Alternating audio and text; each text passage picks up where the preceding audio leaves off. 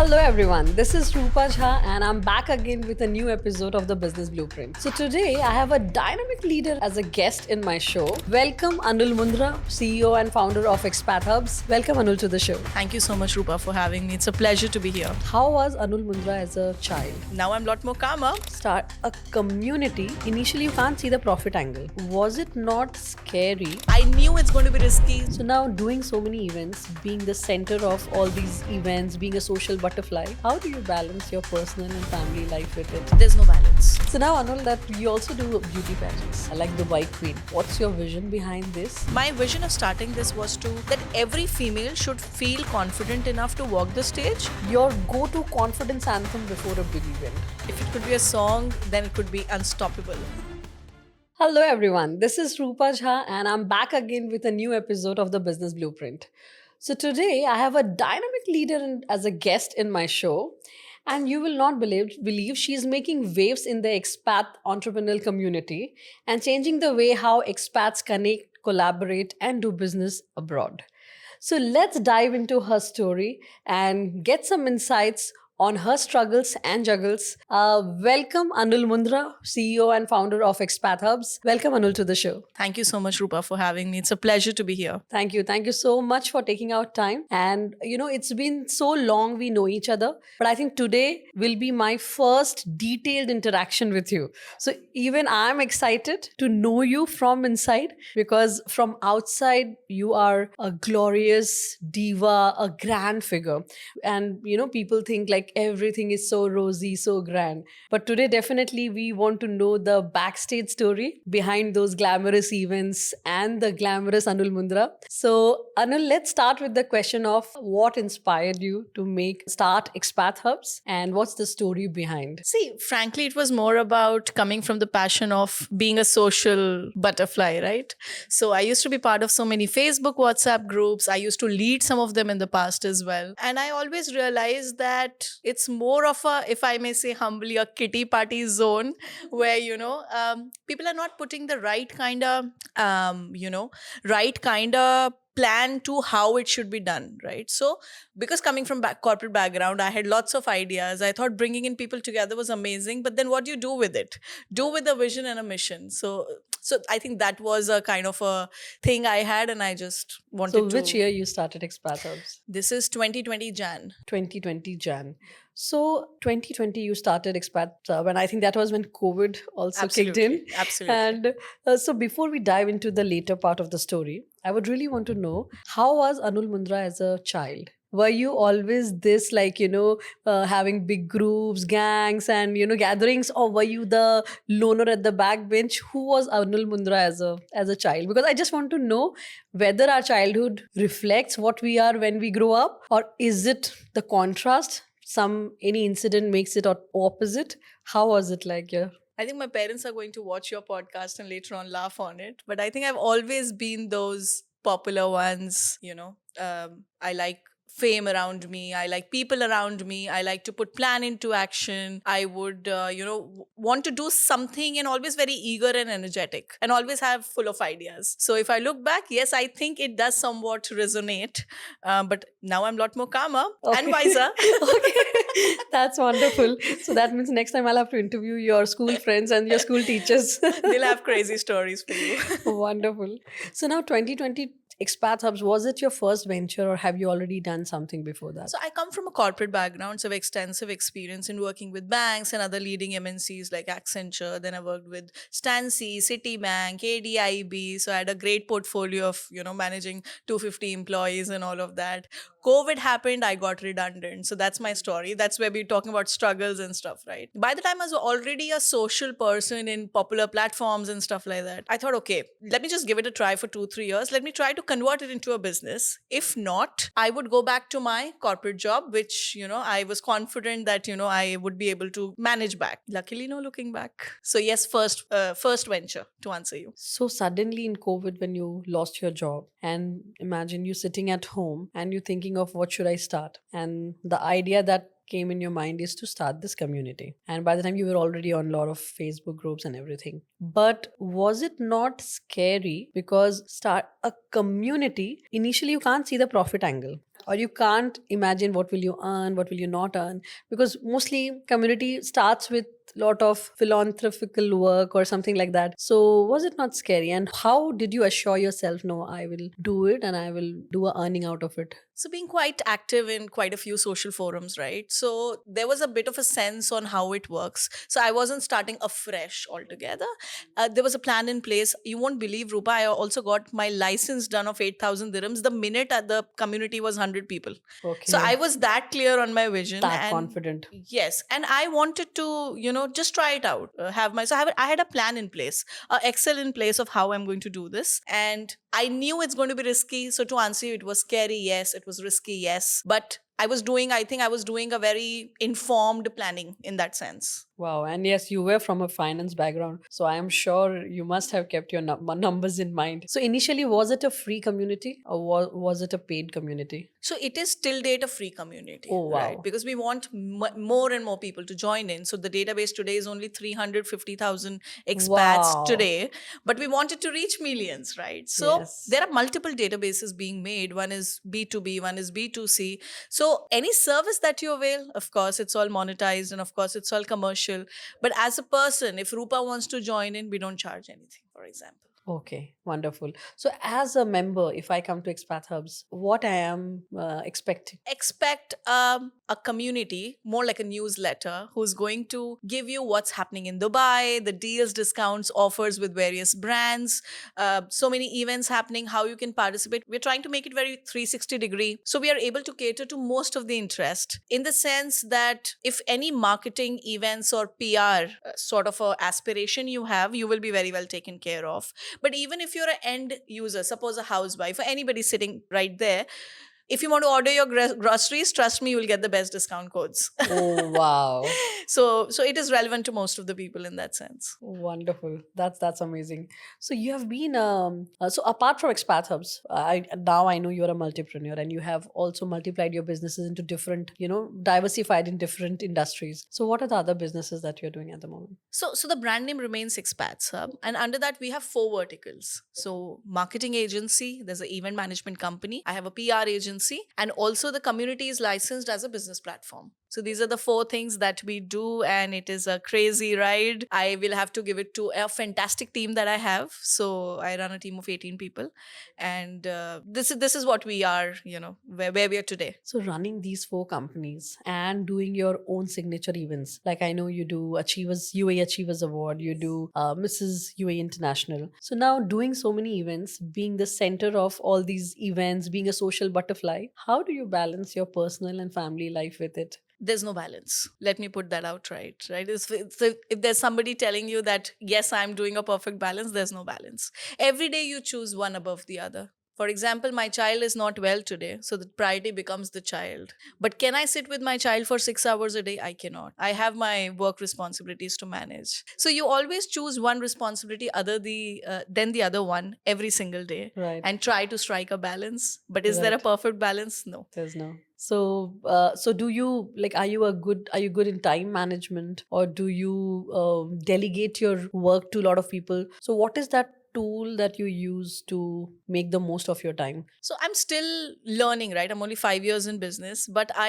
have learned the art a bit of delegation. So a little bit of that, because you can't be all by yourself and you can't be doing everything all by yourself. But at the same time management also something I've improved with time. I don't think I've nailed it yet Yeah. because I've lots of struggles even now. But yes, I have improved for sure. I can see that difference. Okay, wonderful.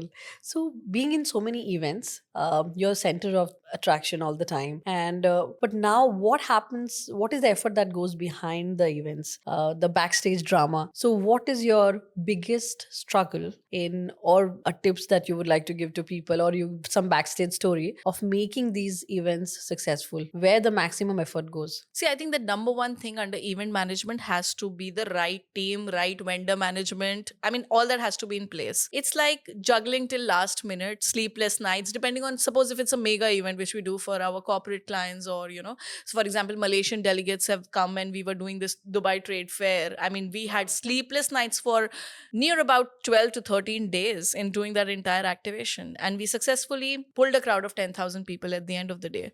But what went behind was just crazy mess. So I go back to the point of, vendor management, your team, your suppliers, everybody has to be like very up and tight and right. And you need to trust your team more than anything, and lots of planning. But then this is what we also enjoy. Like, we all are a little mad in our own sense, So yeah, that's what it is. So Anul, what I'm seeing is that you are also very courageous, very risk taker, and you are also getting into a lot of male dominant industries. So what is your takeaway as a woman trying to thrive in a male dominant industry? Or what is a suggestion that you would like to give to women who are planning to make a niche in these kind of industries? I think first and foremost, women need to understand and think upon what is their calling. So a lot of times what we do is, oh, my husband is important, kid is important.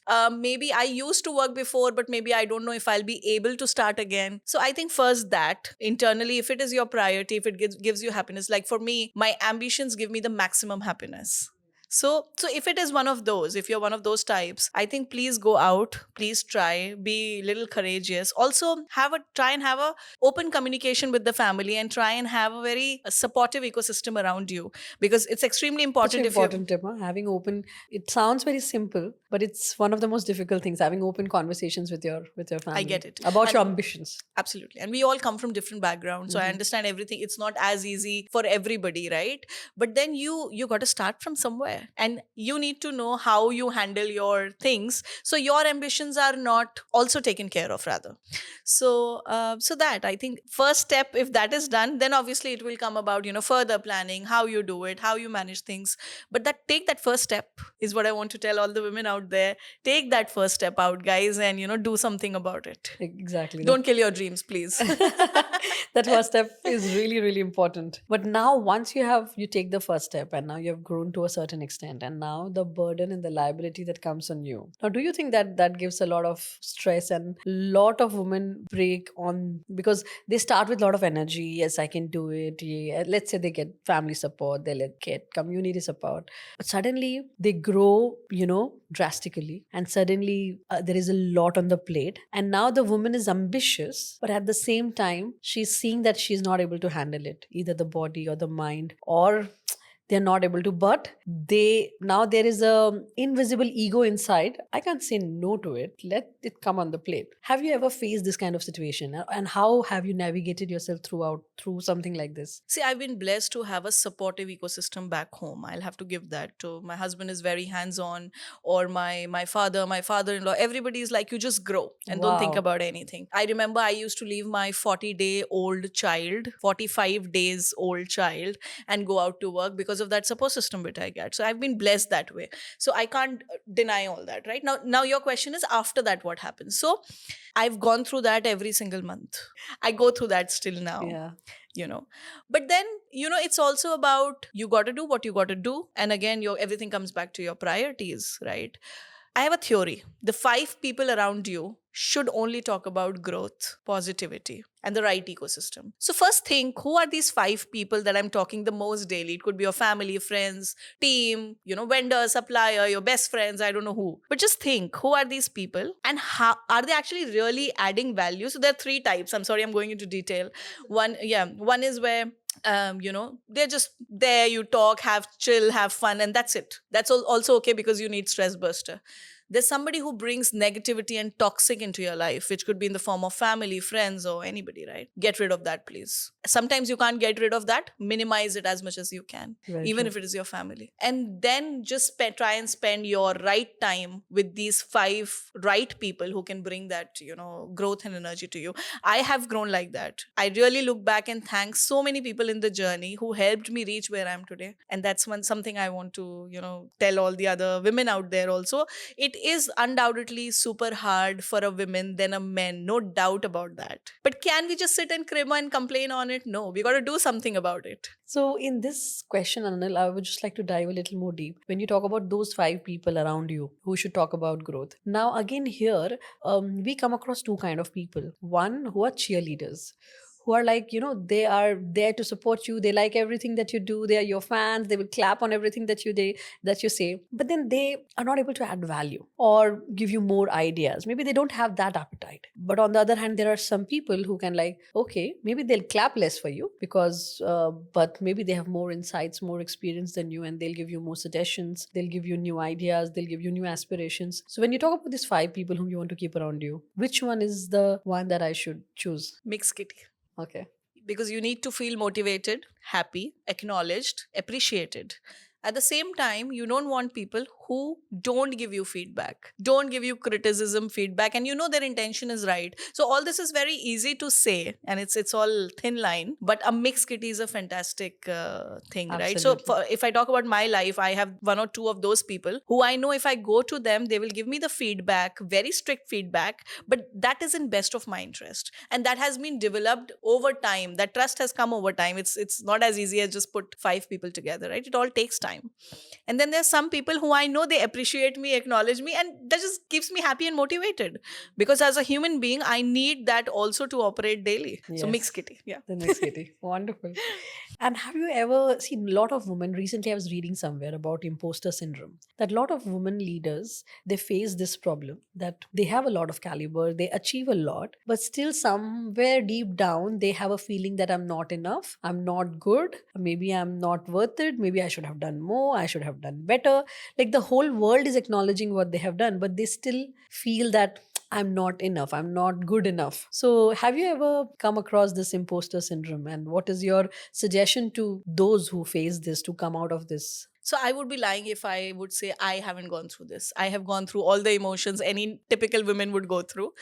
But I think I'm just super active about understanding, analyzing, doing something about it, and not just sitting and cribbing. I don't believe in that methodology. Don't sit and crib and complain. That's the loser approach, in my opinion, if I can tell out, bluntly. How do you deal with it? Very tricky question, because it's, again, not as easy. But everything goes back to the confidence, right? So rather than focusing on, like today, talk about me, I could say, oh my God, I have a lot of weight. Oh my God, I cannot drive. I can go on and on about all the negatives I have in life. Or the other hand, I can say, wow, Anul, you've achieved so much. Applaud yourself. You've done so much, which so many women are not able to do. So perspective, also it goes back to how we have been conditioned, right? So a lot of it is about root system. So we are conditioned certain way, but today we are in Dubai. I have access to Rupa. Rupa has access to me. So should we spend more time? Are we the right kind of people for each other? So all those things to get put together, I think, brings up your confidence. So all this is related, what are the people around you, your confidence. You should not have give up attitude. You should focus more on the positivity. It's super easy to focus on negativity. I can also go on and on, but no, that's not the right thing, right? We all are working towards two words: positivity and growth. Right. And what I've seen is that you have such a big community of yours, but still you take out time and you become a part of other communities. So what's with that? Do you want to compare? Do you go there to take your part of energy? What is the reason that in spite of having a community of yours, such a big community of yours, you still take out time and go to other communities to, let's say, whatsoever purpose, to network, polish your skills? Or so may I know what's the reason that you do this? I love people. Wherever there are people, you will find Anul Muntra. First answer. Second, I'm an entrepreneur by accident. Okay. I didn't study this. I don't come from a background of entrepreneurial family. I need to upskill all the time. So I want to spend more time with you, Rupa, with other entrepreneurs also, so I can upskill myself, because I have become an entrepreneur by chance. Yes. So these communities really add a lot of value, right? If you're talking about business communities, because you will find me less in social communities and more in business communities for the similar reason. So I really believe that also whatever I have learned, I want to give back to people. So I only go with an approach of, both you and me are connected in a platform, BNI, and there is a concept of givers gain. I think I was born with that, if I can say. That was also the reason maybe I started Expats Hub. So of course I am money minded. Of course there is a commercial side to it. Of course it's a business in place. But I wholeheartedly believe in giving. Right. Whatever you know, give, and whatever you can learn from others, take. And I think in today's time, that's the most validated formula, because a lot of people are talking about Ikigai and other books where it is said that first you find your passion. And once you find your passion, learn the skills to pursue it, and then find the way how you can make money out of it or buy your bread and butter from Looks like that. my journey. Absolutely. So you are absolutely going the Ikigai way. So that's wonderful. So now, with all this in your plate now, what is your next 5 years plan? Do you see yourself just growing the community? Maybe let's say from 300,000 to 1 million. You are already doing your PR marketing business, so maybe increasing profits. But I know you're a creative person, and I know you never sit down still, and I relate myself with you. I don't know, I feel a lot of things, match in us. So I am really interested in your next 5 years. What is stored in that Pandora's box, or if you can spill some beans. Yeah. See, so there's obviously a lot of plans. If you talk about business, be it our marketing events, PR, I obviously want to grow the community to not just 1 million, but millions, because there's a lot to go. But also same time, Dubai is a small market. And then how does one grow, right? So there are plans of pan UAE, and then there are plans of pan GCC. Okay. 5 years pan UAE, because it's already started working on Abu Dhabi markets and Sharjah markets, and later on, hopefully, GCC. Okay. So now that you have become a master of building communities, there are a lot of businesses who are now realizing Yes. that building community is so important for even a business perspective. Yes. Like for example, if you see a software like HubSpot, they have created a community for entrepreneurs, giving them advices on everything. Let's say there is some travel company, but they're making community of travelers Yes. and doing some activities, engaging their community. Now, a lot of businesses are doing this.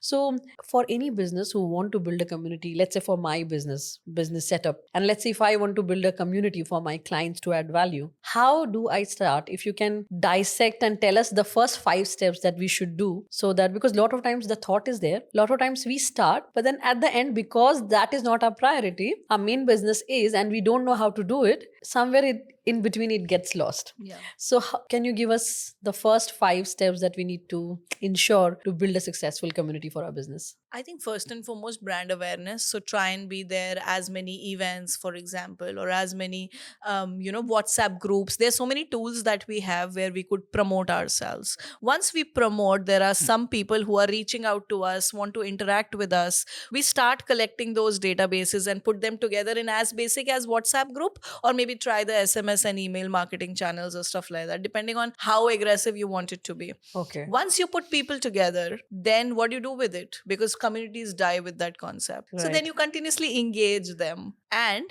to do that, a lot of times people hire something called as community managers. Right. So that could be done, right? Okay. We started a concept of community consultancy. So some of the businesses that you mentioned, with Al Rustamanis, and then later on again with Philips, I think we've done this. Damas, we've done this, where we did the community consultancy for them. We created some community groups for them. Until date, they are operating with those communities, and they become like their cheerleaders also, salespeople also, sometimes clients, customers also. So it's all happening. It's all there. Now people are coming up with 100 ideas 100 related ideas. communities. But So- now the most important, okay, bringing in people, okay, you gave a nice punch in line and you made the group, got everybody together. Now making them stick to you and retaining them. How different it is from retaining customers, like in general business, who is buying a product or service from me, and to retain them, let's say if I have to improve my service, give them discounts, give them loyalty points, give them appreciations, involve them, whatever steps Yeah. I take. Yeah. Now when it's a community, how different it is, how difficult it is to retain them, and what do you do to that? So again, incentivize in some sense. Okay. Also inclusive, right? So whatever campaigns you do, you include them as volunteers, your salespeople. Try and incentivize a bit. I remember doing a campaign for a fashion clothing brand where we said we'll come up with work from home campaign. So we Okay. made that community, and then we told all these, and these were like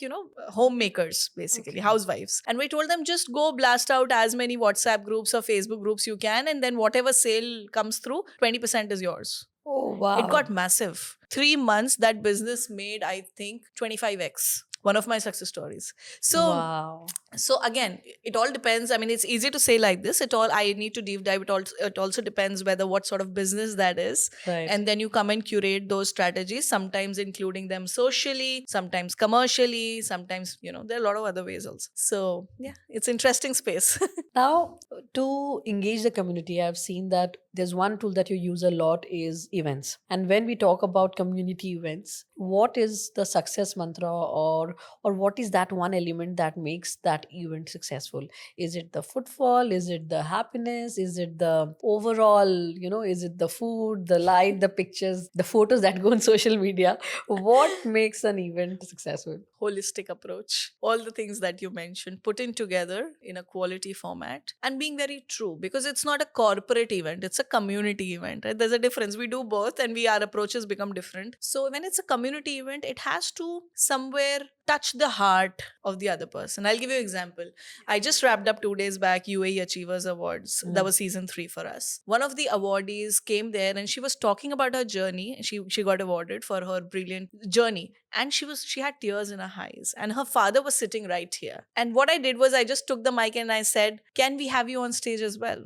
And that moment for her with her father, and it just kind of touched her. I mean, she's also a corporate client for us, but what she saw in community format, she was touched. So in community element, it has to be more of a personalized touch. And then everything else obviously glorifies what you mentioned. That has to be like properly done, because these days Dubai is small and there are 100 events happening, and a lot of people have a lot of version that not all events are quality and all that. But when it's community, they're saying you day in day out in the form of social digital presence, and when they come and meet you, and they really like the fact that we together as a team are very, very humble to them, are very welcoming to them, very warm to them, and we take care of their personalized touch as well. I Right. think that kinds of gives them a lot of satisfaction, which in turn gives me a lot of satisfaction in running all of this. Wow, what a nice sleep you have been on those days when you get so many compliments that Yes, we yes, really I have loved like it. tons of messages, and I'm just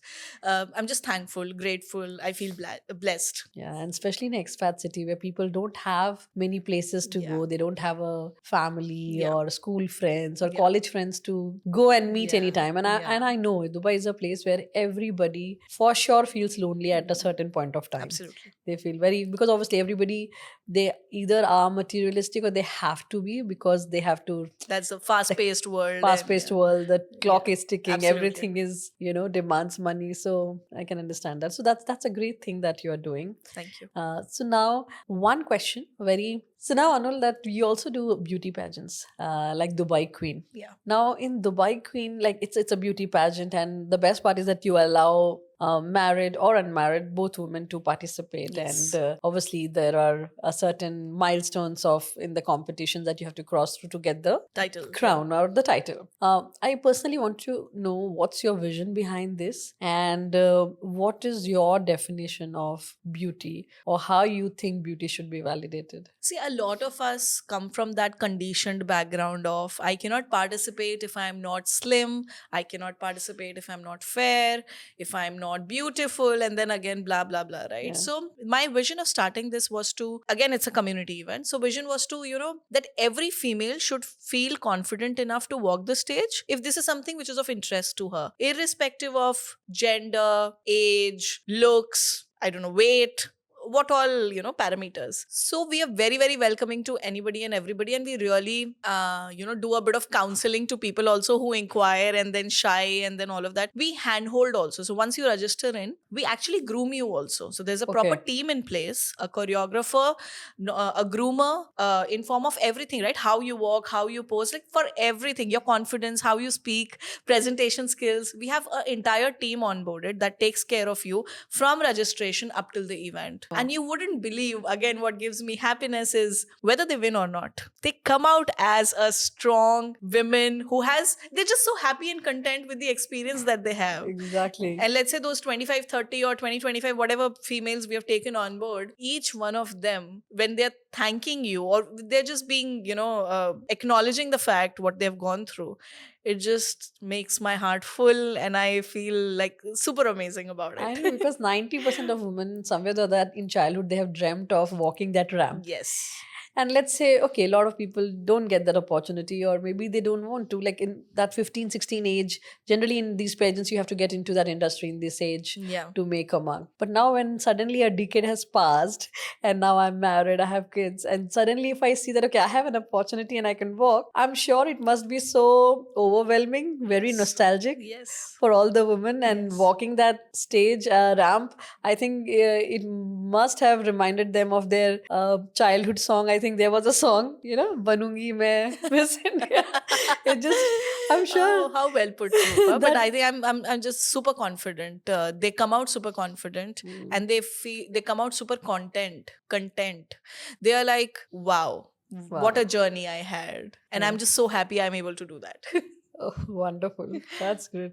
See, I'm getting so many new things that you're doing, and your vision behind it, and such noble causes.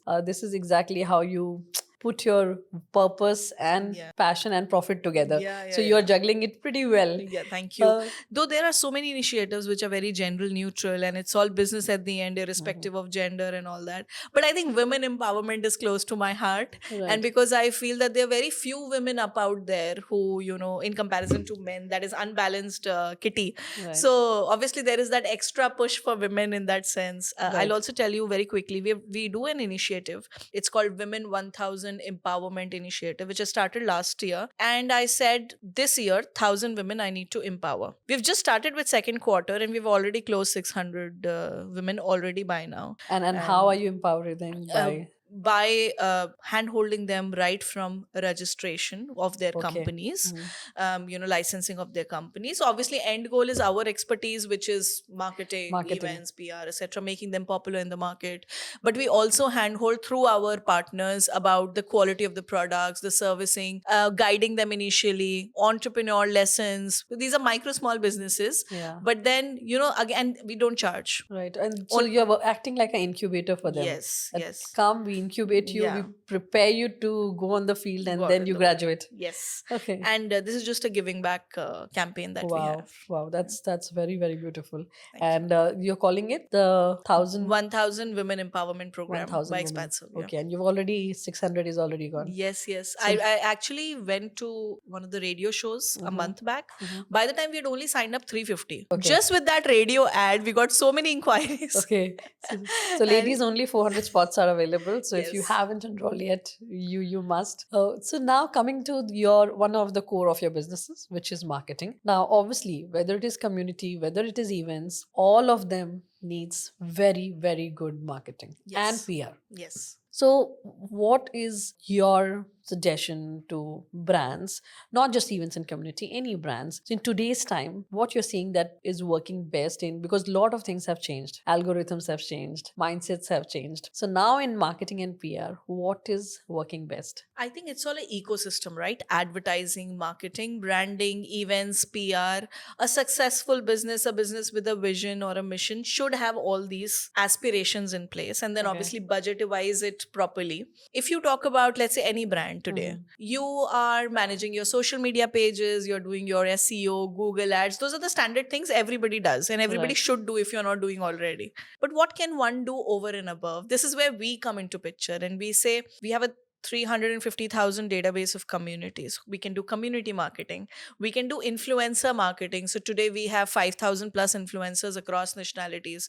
And we work with some of the brands like Western Union, Al Fardan Exchange, Danube, Sephora. And there are a lot many medium scale businesses also. Yeah. So a mix of community, a mix of influencer, while you're already promoting things on your pages. Because even if you do community marketing without your presence, that's also pointless. Right. Because where will people be directed to? So it's all an Right. ecosystem. And then a PR should be used out and out for brand awareness, right? So Okay. a standard practice is to have one PR done every quarter, or if you can do 1 in 2 months, where you make sure you're visible sometimes on radio, sometimes on newspapers, sometimes on podcast. If a business demands, then be up there on billboards, but not every business obviously thinks on that. Right. But we offer that entire service portfolio to the clients, and we Right. sit and that's what I enjoy the most, making their entire plan basically, Okay. and guiding them that everything done together is going to work. It's not like, okay, let me do that and let me not do that. Right. So, but again, we understand everybody has pockets, and then that's where our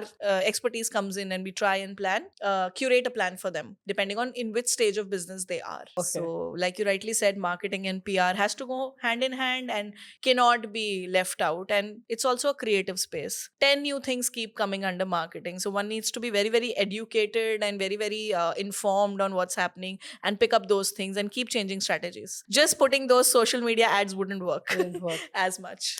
Yeah, especially in today's time. So being so active in all the places, being showing up in the events, and then how do you get that time to think about new ideas and be creative? Because creativity needs some, me time. Yeah, Rupa, I'll be selfish if I say it's all me. It's all team as well. Yeah. So I have under me, I have 4 amazing people who are heading my every vertical that I mentioned. Okay. And then there is team beneath. So it's all teamwork at the end of the day. But I am a zombie, restless soul and hyperactive. And for me, if 2 days I've done a simple campaign, I'll be third day, I'll be thinking, okay, what new I can do? So there's a bit of mix of that and stuff. And I think I've been able to find some crazy people like me in the team, which I'm sure behind me are, not very happy with me.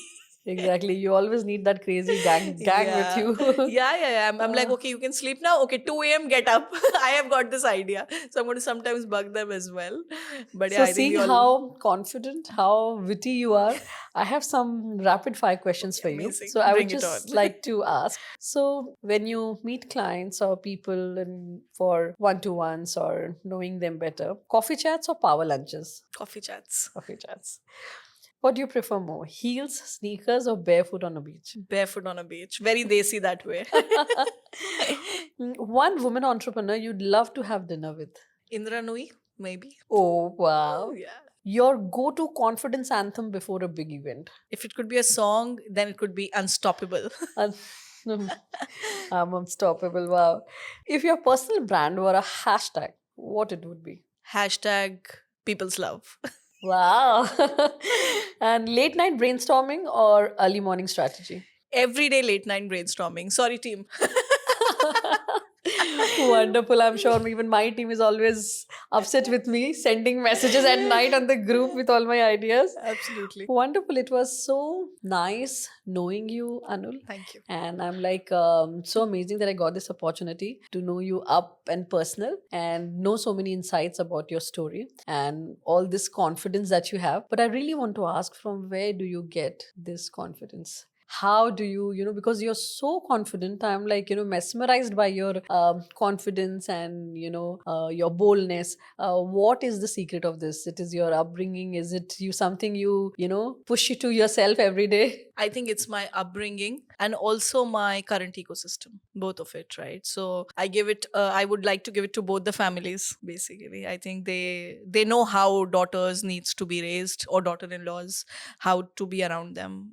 So I think perfect ecosystem that way. That's really so important. That matters so much in a woman's life. And if, let's say, keeping that for granted, that you already have, if apart from that, what else is you do by yourself? This is what you're gifted with, because this is something which, Blessed people who with. are lucky, they get it. But what do you do for yourself to be so confident every day? Those 5 people. Positivity and growth. Keeping those 5 people are wonderful. So guys, I'm sure you liked our podcast today. It was wonderful talking to Anul and knowing so much about her. If you have not visited Expats Hub, you must go and become a member there and see how an expat community changed the way you see to your business or your life abroad. And also, obviously, there are a lot of other initiatives that Anul is regularly taking. So better follow her directly on Instagram so that you don't miss a tap on all the activities that she's doing, whether it is the fashion event, whether it is a corporate event. She does it all. So I definitely feel she's a magician, and we would like to bring more magicians like this. Do let us know how you like the podcast and what more you would like to hear from us. Thank you. This is signing off, Rupa Jha from Business Blueprint, powered by Black Swan Business Setup Services. Thank you.